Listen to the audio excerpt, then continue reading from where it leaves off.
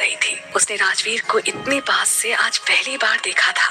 वो मन ही मन सोचती है, यार ये डेविल तो है लेकिन हैंडसम डेविल है। इश्क़ी कॉन्स्टेंटली राजवीर को देखे जा रही थी कि अचानक उसके कानों में एक आवाज सुनाई दी, मुझे देखना बंद करो, अब देखने के लिए पूरी जिंदगी पड़ी है, इसलिए अब सो जाओ।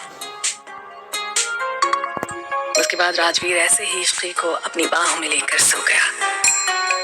कुछ देर में इश्क़ी भी सो गई।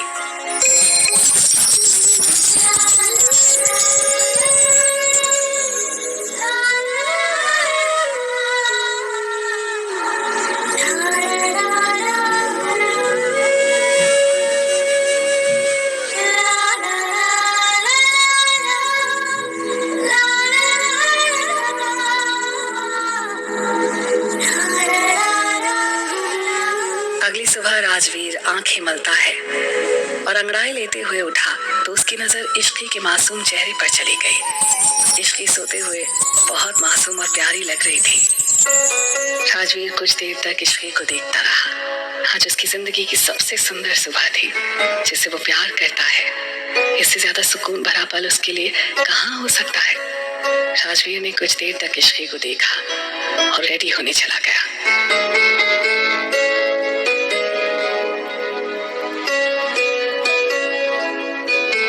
थोड़ी देर बाद राजवीर जब वॉशरूम से बाहर आया तभी उसने देखा कि इश्क़ी अभी भी आराम से सो रही थी।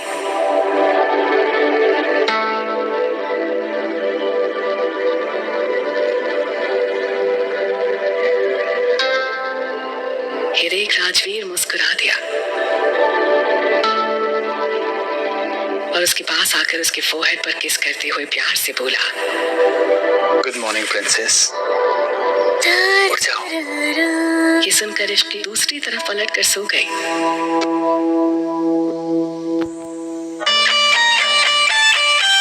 उसने नीचे आकर देखा कि हॉल में दादी, अर्नब और कोमल बैठे हुए थे। राजवीर, कोमल ने जैसे ही राजवीर को देखा वो प्यार से बोली, राजवीर 2 मिनट रुको, नाश्ता तैयार है, नाश्ता करके जाओ।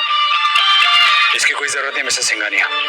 राजवीर बाहर जाने लगा तभी दादी बोली, अरे बेटा राजवीर, कहाँ जा रहे हो तुम? राजवीर बिना पलटे हुए बोला, ऑफिस। ये सुनते ही दादी बोली, अरे बेटा कल तो तुम्हारी शादी हुई है और आज तुम ऑफिस चले, अभी तो शादी की कई रस्में बाकी हैं। दादी की बात सुनकर राजवीर पलटा और बोला, कैसी रस्में?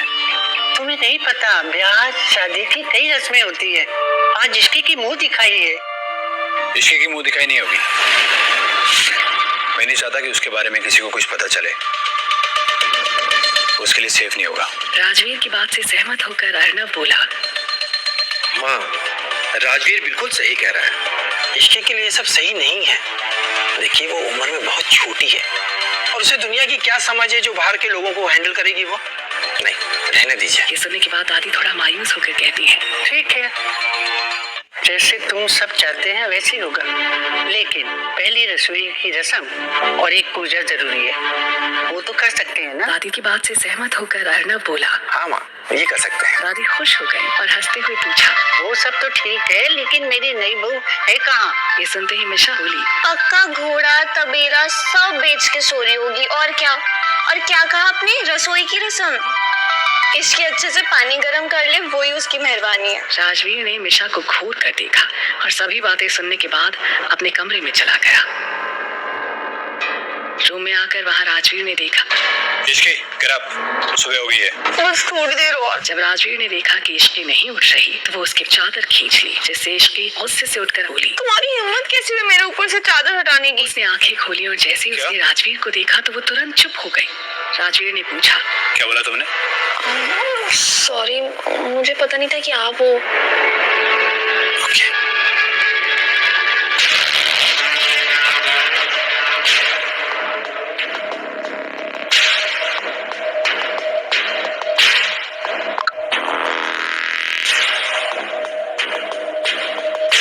फिर उसके फोरहेड पर किस करके बोला, Now get ready, घर वाले सब वेट कर रहे हैं। इश्क़ी को जैसे ये एहसास हुआ कि राजवीर ने उसे किस किया है, उसे थोड़ा सा अजीब फील हुआ। इश्क़ी बेड से उठकर रूम से बाहर जाने लगी। उसको बाहर जाता देख राजवीर ने उससे पूछा, कहाँ जा रही हो तुम? वो मैं मिशा के रूम में जा रही हूँ रेडी होने के लिए, मेरे कपड़े वहीं पे रखे हुए हैं। राजवीर आगे कुछ कहता उससे पहले ही दरवाजे पर किसी ने नॉक किया। कम इन। एक सर्वेंट अंदर आई। उसने अपने हाथ में एक थाली पकड़ी हुई थी। सर, ये बड़ी मैम ने इश्की मैम के लिए भेजा है और कहा है कि वो आज यही पहनेंगी। उसके बाद सर्वेंट सामान रखकर वहां से चली गई। लो अभी तुम्हारी प्रॉब्लम सॉल्व। अब गेट रेडी। प्रॉब्लम सॉल्व हुई है कि और बढ़ गई? मुझे तो साड़ी पहनना ही नहीं आता, अब क्या करूं?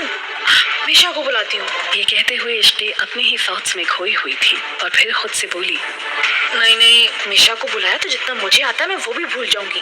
ओह गॉड, कहाँ फंसा दिया आपने। इश्की अभी भी खड़ी खड़ी अपने थॉट्स में गुम है और उसको कुछ सोचते देख राजवीर ने उससे पूछा, क्या देख रही हो? तैयार हो जाओ। इश्की ने जैसे ही राजवीर की आवाज सुनी वो जल्दी से सामान लेकर वॉशरूम की ओर भाग गई। वो साड़ी पहनने की वीडियोस देखकर साड़ी पहनने की कोशिश करने लगी।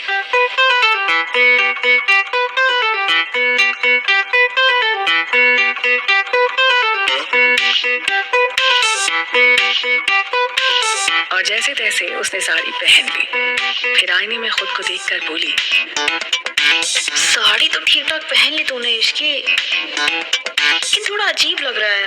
कोमल आंटी को बोलती हूँ, वो अच्छे से पहना देंगी। और रूम से बाहर चली गई। बाहर जाते ही उसकी नजर कोमल पर गई तो वो कोमल के पास जाकर बोली, आंटी आपने साड़ी क्यों दी? मुझे तो आता भी नहीं कैसे पहनते हैं। जैसे तैसे मैंने वीडियो देख के पहन ली, लेकिन अब लग रहा है कहीं खुल ना जाए। ये सुनकर कोमल कुछ देर इश्की को देखने लगी। रेड कलर की साड़ी में बहुत खूबसूरत लग रही थी। कोमल ने इश्की से कहा, इश्की तुम बहुत प्यारी लग रही हो, किसी की नजर ना लग जाए।